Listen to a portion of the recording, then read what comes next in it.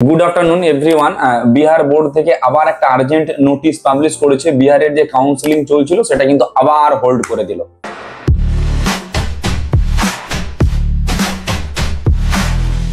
আবার হোল্ড করে দিল বিহারের কাউন্সিলিংটা।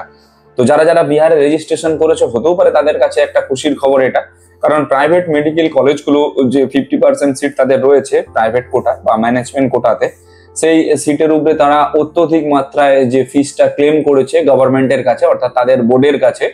তো সেখান থেকে পাটনা কোর্টে কেস চলছিল।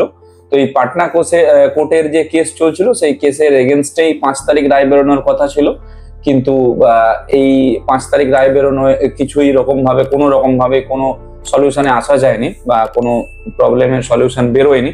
সেই জন্যে আপাতত আজকে বিহারের বোর্ড থেকে একটা নোটিশ পাবলিশ করেছে। নোটিশে ক্লিয়ারলি মেনশন করা রয়েছে 50% যে সিটটা রয়েছে সেই সিটটাকে মেনশন করে নোটিশটা পাবলিশ করা হয়েছে, এবং এটাও বলে দেওয়া হয়েছে যে আপাতত ইনিশিয়াল স্টেজে কাউন্সিলিংটা হোল্ড রইল বিহারে। তো এটাও হতে পারে পজিটিভ দিক যে হ্যাঁ, বিহারের হয়তো 100% সিটি হচ্ছে যে প্রাইভেট কলেজগুলোর অধীনেই থাকবে। আবার এটাও হতে পারে যে 25% সিট থাকবে তোমার হচ্ছে গভর্নমেন্টের অধীনে, আর 75% সিট থাকবে তোমার হচ্ছে প্রাইভেট কলেজগুলোর অধীনে। বা এটাও হতে পারে যে 50% সিটি হয়তো থাকবে আর ফি স্ট্রাকচার হয়তো কিছুটা বাড়বে, অতটা না বাড়লেও। সমস্ত পেরেন্টস এর উদ্দেশ্যে বলবো, যারা যারা বিহারে যাওয়ার চিন্তা ভাবনা রেখেছিলেন, ওয়েস্ট বেঙ্গলে হুট করে ভাবলেন চলে আসবেন, তাদের কাছে একটা বিনীত অনুরোধ, পারলে একটু স্টে করে যান, তারপরে ডিসিশনটা নিন। হুট করে কখনোই ডিসিশন নেবেন না।